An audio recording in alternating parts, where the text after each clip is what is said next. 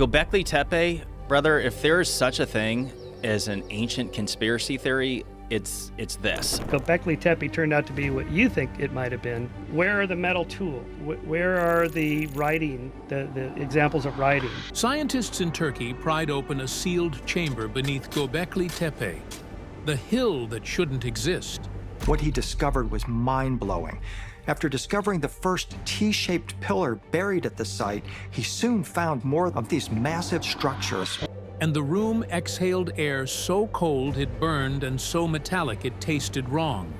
This incredible feat of architecture is not the most revolutionary thing about this place. Instruments glitched, compasses stuttered, and what they discovered sealed inside wasn't meant to be seen. Because we'd never before known or imagined even that simple hunter-gatherers could produce such spectacular monumental structures. The hill that shouldn't exist.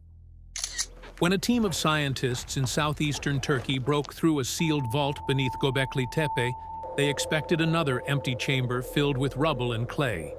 Instead, they uncovered something that made them pause and step back in silence. It wasn't until German archaeologist Klaus Schmidt visited the site and began digging. They realized what was really at this site. The team quickly realized this was not a tomb or a shrine. It was something far older. To understand what they had just uncovered, we have to return to where the mystery began. A hill that was never meant to exist.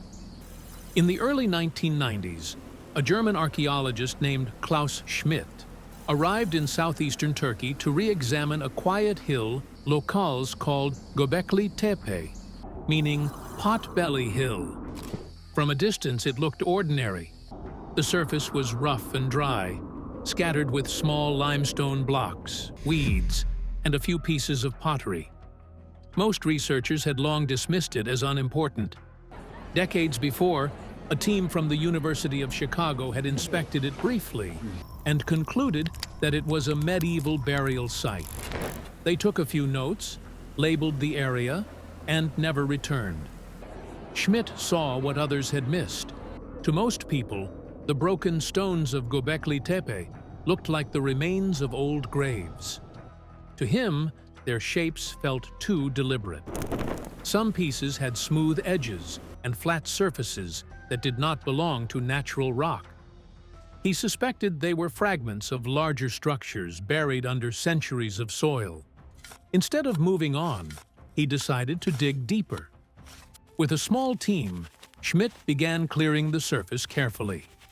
Within a few days, they uncovered the top of a huge pillar made of limestone. As the excavation continued, more of the pillar appeared, revealing its true size, over 5 meters tall. Around it were others arranged in a perfect circle. Each one was carved with detailed figures of animals such as foxes, vultures, snakes, wild boars, and strange symbols whose meanings were unknown.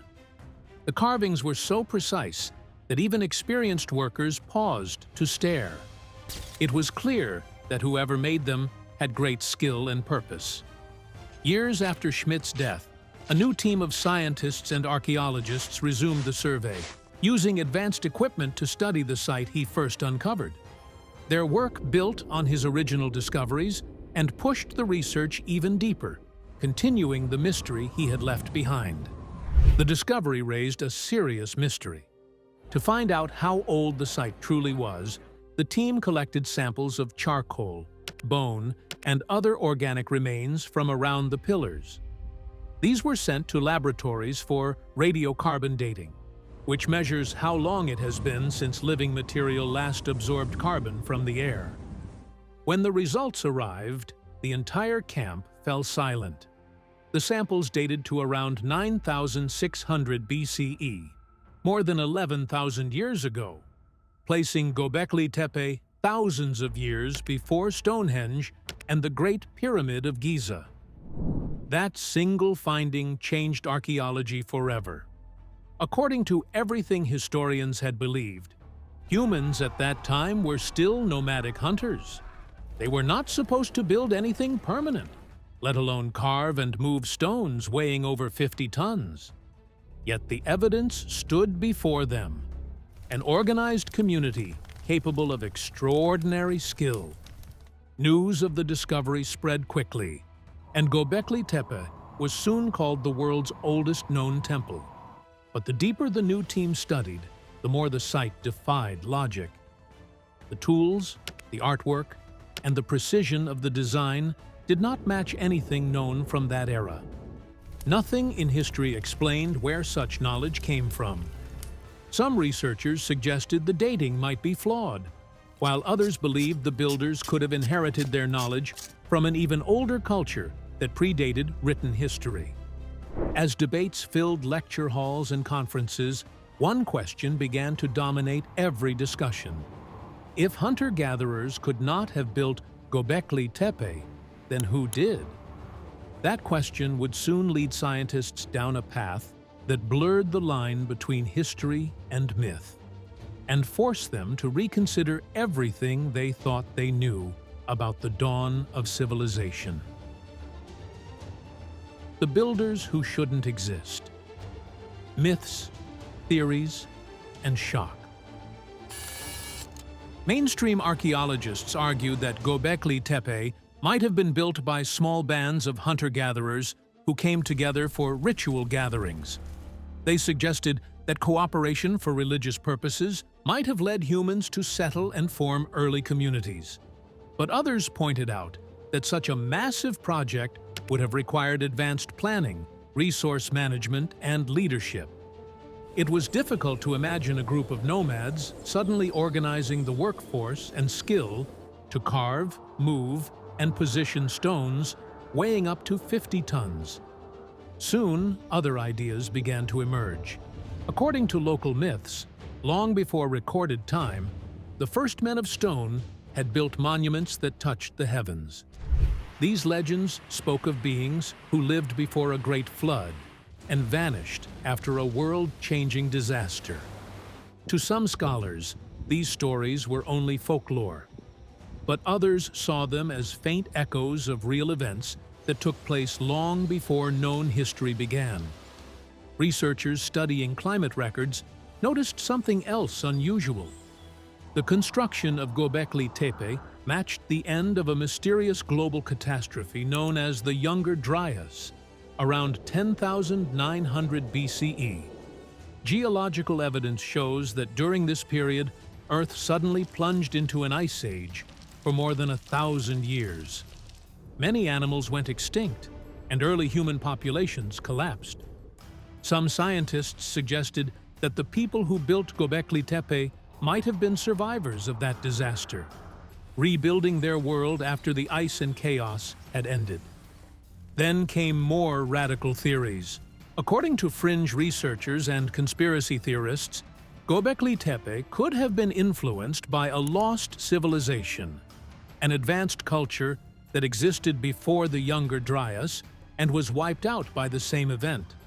They argued that this mysterious society might have passed down its knowledge to the builders of Gobekli Tepe, giving rise to the sudden leap in human skill and technology seen at the site. Though most academics rejected this idea, the question still lingered. How did Stone Age people achieve something that looked more like the work of architects than hunters? Even computer modeling could not fully explain it. Tests showed that carving and positioning such massive stones with Neolithic tools would have required decades of non-stop work and coordination across hundreds of people. The new team admitted that the site felt too perfect for its supposed time period. They began to suspect that Gobekli Tepe might not mark the beginning of civilization, but rather the final trace of something that came before it. As debates filled universities and newspapers, the researchers realized that speculation alone could not solve the mystery. If Gobekli Tepe truly hid the story of an older civilization, the proof had to lie beneath its surface. And so, the team resolved to dig deeper, into the sealed layers that no one had touched for 12,000 years. The Stone Warnings. Once the surface layers were cleared, the team reached what looked like a sealed floor or vault beneath the main ring. The limestone slabs were tight, as if they had been placed to close off something below. When the workers lifted them carefully, they found rows of flat tablets lying edge to edge. Each piece was shaped the same way, suggesting that the placement had been planned, not accidental. It looked like someone had built a hidden archive and then buried it under the temple itself. At first, the tablets appeared to be ordinary carvings. Faint lines and shapes decorated the surfaces, though many were too eroded to read clearly. But as cleaning continued, the pattern of the damage began to stand out. Some carvings had been attacked on purpose. Human faces had their eyes chipped away, and certain symbols were cut in half. It looked as if someone had tried to erase specific details while leaving others intact. The archaeologists quickly ruled out natural wear. The damage had been deliberate. When the tablets were examined in the field lab, more strange details emerged.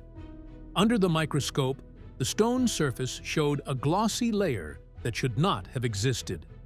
Tests confirmed that the tablets had been heated twice, once to harden them and again to seal them. The second firing had created a thin outer coat, almost like glaze.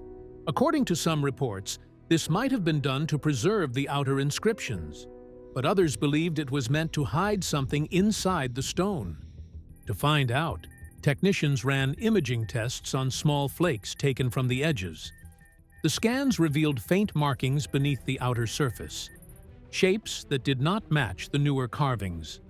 Some linguists on site said the hidden symbols looked like very early writing, similar to Proto-Sumerian signs. A few recurring marks seemed to mean bind, contain, and watch. The translation was far from certain, but the possibility that an older text had been sealed beneath a newer one disturbed many in the camp. One fragment drew particular attention. It showed a single figure standing between two curving lines that looked like rivers. Above the figure was a short word, Negul. Some experts translated it as the sleepers below. Others dismissed the interpretation as too speculative, but the image stayed under discussion for days.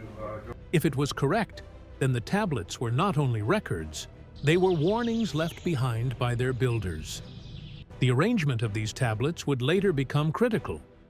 Their repeating patterns and specific orientations formed a geometric alignment that, when mapped, pointed directly beneath the temple's main ring. Years later, when scanning technology improved, those coordinates led scientists to the buried vault itself. By the end of the week, the theory was taking shape.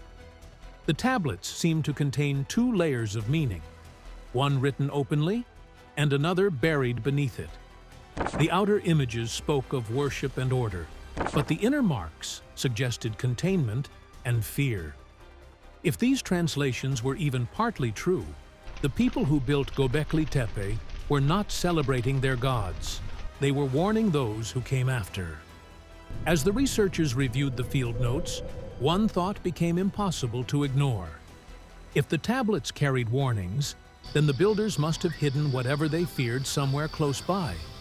Those warnings would not be understood until decades later, when a modern research team broke into a chamber buried beneath the site and found what the builders had tried to hide forever: the descent and the Chamber of Symbols. The team could not let go of the idea that the tablets were pointing to something nearby. The warnings about binding and containment had to mean more than words. They believed the tablets had not been placed randomly. Their position beneath the main ring suggested that they marked something important, perhaps the entrance to what the builders feared. The researchers decided to scan the ground directly below that area, searching for any hidden structure beneath the stone platform. After days of steady work, the equipment revealed an anomaly: a hollow space buried deep under the central ring. The void's shape was too symmetrical to be natural. Its boundaries were smooth, straight, and evenly measured. Whatever was down there had been built, not formed by nature. Excavation began carefully. Each layer of compacted soil was removed by hand, and the deeper they dug, the more deliberate the construction appeared. Then one of the workers' tools struck something curved. At first, they thought it was part of a wall, but as more earth was cleared, a repeating pattern emerged, a sequence of evenly spaced cuts spiraling downward into the bedrock. It was a staircase. When their lamps lit the first few steps, everyone fell silent. The passage descended in perfect symmetry, winding deep into the stone. The air that drifted out was cold and metallic, carrying the scent of minerals and long-sealed dust. Some scientists later suggested that the smell came from oxidized rock trapped for thousands of years, though others said it felt unnervingly fresh, as if the air below had been waiting for release. The team advanced slowly. The walls bore no carvings, only sharp, uniform grooves made by tools far more precise than what Neolithic people were known to possess. Halfway down, their progress stopped. A solid wall of mud brick sealed the lower passage. Each brick had been pressed tightly into the next, locking the structure together like an unbreakable seal. Chemical sensors placed near the barrier soon detected faint traces of mercury leaking from between the bricks. The readings were confirmed in the lab the next day. Ancient cultures were known to use mercury in tombs and sacred sites, either as a spiritual barrier or as a deterrent to intruders. Whether symbolic or dangerous, its presence made one thing clear. The builders wanted whatever lay below to stay untouched. For 2 full days, the team worked to remove the bricks without causing a collapse. When the final layer came loose, the air inside the chamber rushed upward with a hiss. It was colder than expected and dense enough to fog their equipment lenses. The smell was sharp and unfamiliar, like metal soaked in earth. For a moment, the team just stood there, realizing they were breathing air that had been trapped for more than 10,000 years. When they shone their lights downward, they saw a chamber carved from solid rock. The walls curved in perfect circles, smooth as if polished by hand. Dozens of carvings covered the stone, spirals, suns, and hand-shaped prints, but each one faced the ground, pointing downward instead of outward. The sight made everyone uneasy. It looked less like worship and more like submission. At the center of the room stood 2 tall T-shaped pillars, even larger than those above ground. They were covered in thin intersecting lines that crisscrossed their surfaces from base to top. When digitally mapped, the carvings formed a precise pattern matching the arrangement of constellations as they appeared around 10,950 BCE, the start of the Younger Dryas, the sudden freeze that had devastated early humanity. The precision of the alignment left no doubt. The builders had encoded the sky at the exact moment catastrophe struck. Some scientists believed the chamber was meant to memorialize that event, the day the world changed. Others thought it went beyond memory. The carvings, the sealed stairway, and the mercury barrier all seemed like warnings. Several experts proposed that the people of Göbekli Tepe might have built the chamber as a vault, a place designed to contain or protect something too dangerous to be left in the open. According to unverified accounts from local workers, some carvings shimmered faintly when touched by moisture, as if coated with a reflective mineral. The walls seemed to come alive under light, giving the impression that the symbols themselves were reacting. Members of the team described the experience as deeply unsettling, noting that the entire structure felt intentionally defensive, not decorative. Every element of the discovery, from the downward carvings to the mercury barrier, pointed to a single conclusion. The builders were sealing something below, not honoring it. What the team did not yet realize was that this chamber was only the upper shell of a far older vault, buried directly into the bedrock beneath. For a moment, the team stood in silence, aware that they were the first people to enter this place since the Ice Age. And as their lamps swept across the stone floor, they saw something beneath the twin pillars, a layer of carved stone that did not match the rest of the room. What they discovered beneath those pillars would test everything they thought they knew about human history and reveal why Göbekli Tepe may have been built not to honor the gods, but to contain them. The pulse beneath the stone, the chamber reacts. The team began cataloging every carving and relief inside the chamber. They installed new instruments to record temperature, air density, and vibration levels before attempting any deeper excavation. For the first few hours, everything remained stable. The readings were normal, the air still, and the walls completely silent. Then the sensors began to behave strangely. At first, the vibration meters showed faint tremors that did not match any outside movement. The readings came in short, rhythmic bursts, too regular to be caused by footsteps or wind. A technician adjusted the sensitivity, thinking it was an error. But when he recalibrated the device, the pattern remained, slow and steady pulses coming from directly beneath the central pillars. Moments later, the temperature sensors began to fluctuate. The chamber's air grew warmer near the floor, then suddenly dropped several degrees. The change was so sharp that the metal casings of their instruments briefly fogged over.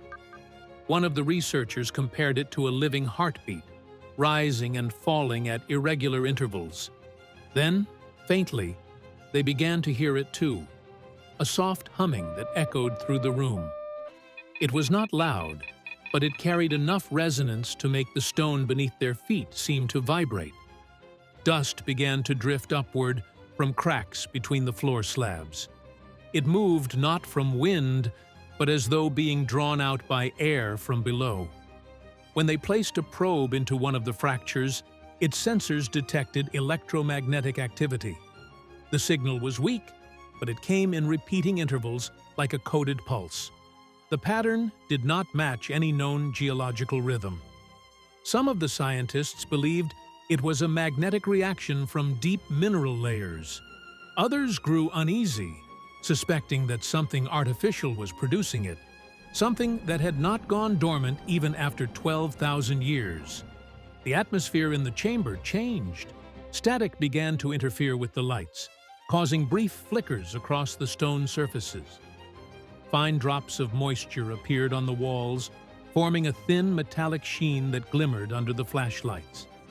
According to reports from several technicians, it looked as if the stone itself was breathing.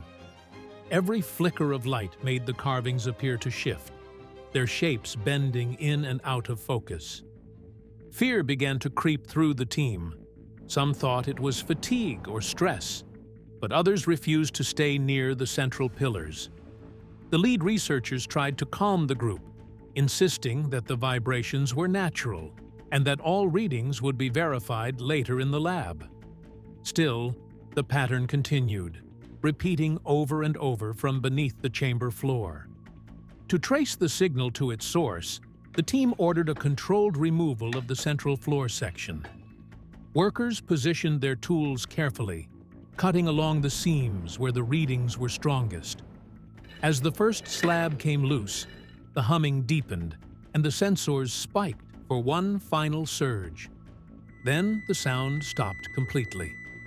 When the dust cleared, the lights revealed an opening beneath the stone, an opening that led to something even deeper.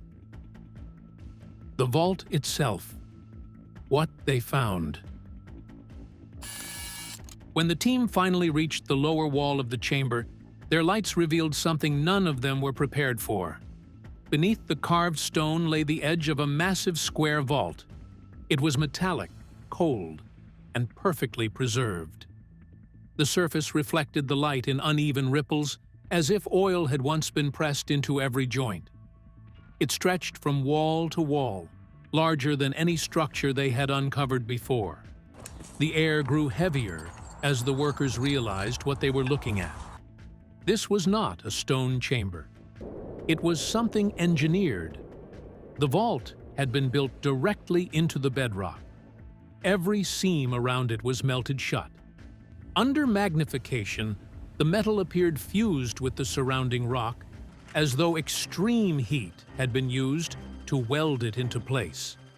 There were no hinges, no handles, and no sign that it had ever been meant to open. It looked less like a door and more like a prison.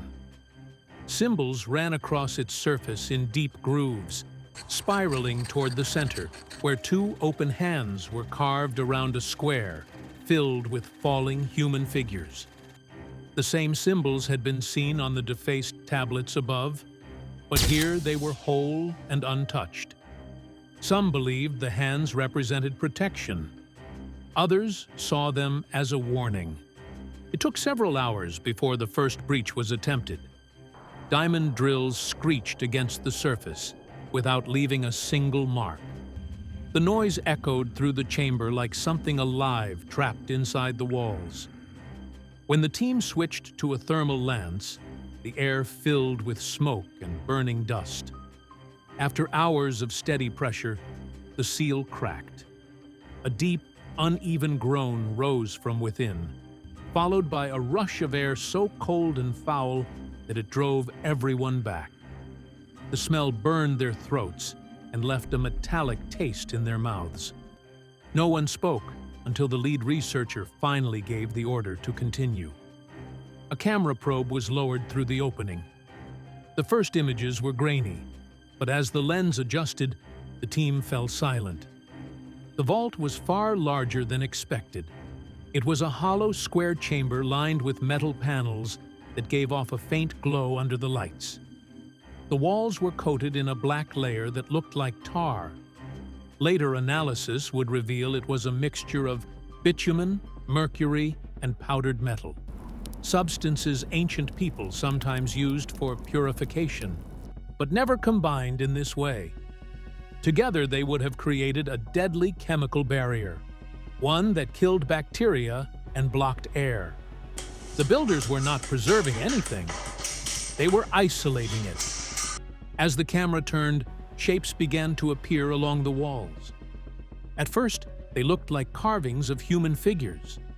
When the camera zoomed in, the team realized the truth. The shapes were not carved. They were burned. The surface showed traces of carbon and calcium fused into the metal. Under ultraviolet light, the outlines glowed faintly, revealing human silhouettes, twisted, flattened, and melted into the panels. These were not sculptures. They were people. Whoever had been inside the vault during the sealing process had died instantly, their bodies fused to the walls by the intense heat. The vault had not only trapped something dangerous, it had consumed those who tried to close it. At the center of the chamber stood a raised stone platform. It was covered in a hardened layer of dark resin, crossed with the remains of burned ropes. It looked as if something had been tied down and set on fire. Samples taken from the resin showed a mix of plant oil and metal oxide, compounds that ignite when exposed to air. The scientists realized this was a sealing compound designed to burn the oxygen out of the vault before it was closed. When they opened the vault, the compound had reacted again, releasing a freezing chemical vapor that filled the chamber. The cold they felt was not supernatural. It was the same chemical reaction repeating after 12,000 years. The camera moved closer to the platform. Beside it stood a statue of a human figure, carved in a posture of pain. Its mouth was open in a silent scream, its hands clawing upward toward the ceiling. The surface gleamed under the light, wet with a thick black residue that ran down its chest and pooled at its feet. The detail was unsettling. The stone skin carried faint vein-like lines beneath its surface. One of the researchers whispered that it looked newly made, as if the stone had cooled only hours before. The statue had been placed there after the sealing, a warning carved by those who survived. It showed what happened to anyone who disturbed what was buried. Then the signal flickered. The image on the monitor warped for several seconds. A dark shape passed across the far wall, like a shadow moving behind the lens. The operator insisted it was interference, but the temperature readings began to fall again. A slow vibration spread through the floor, rhythmic and steady, almost like a heartbeat. It continued for nearly a minute before fading. The scientists tried to explain it as pressure equalization, but the sound recording captured something else. A low hum that rose and fell like a pulse, then went silent. When the camera was pulled back, it was coated in a thin, oily film. Under ultraviolet light, the residue shimmered and dissolved into nothing. The sample collected from the surface broke down before it could be tested. Its molecular structure was organic, but carried metallic traces unknown to any recorded compound. By morning, several team members refused to re-enter the chamber. They said they had heard faint tapping from inside the vault, slow and deliberate, as if something beneath the metal was responding. Tools rusted overnight, batteries drained in minutes. The lights flickered whenever anyone stepped too close. Whether these events were electrical interference or something else, no one argued when the lead scientist ordered the vault resealed. Within days, the Turkish Ministry of Culture declared the site restricted. The lower chamber was filled with clay and reinforced with stone. Officially, it was closed for safety reasons. Unofficially, the team believed it was an act of mercy. The vault was left buried once again, exactly as it had been for 12,000 years. The translation: humanity's first warning. After the vault was sealed again, the scientists began to study the recordings and photographs taken inside. Along the metal walls and around the platform were lines of symbols carved before the final sealing. The markings were shallow but deliberate. They appeared both on the panels and on the surrounding stone, repeating in short clusters. At first, they looked like random scratches, but when illuminated from the side, they formed a pattern, a language that had not been seen before.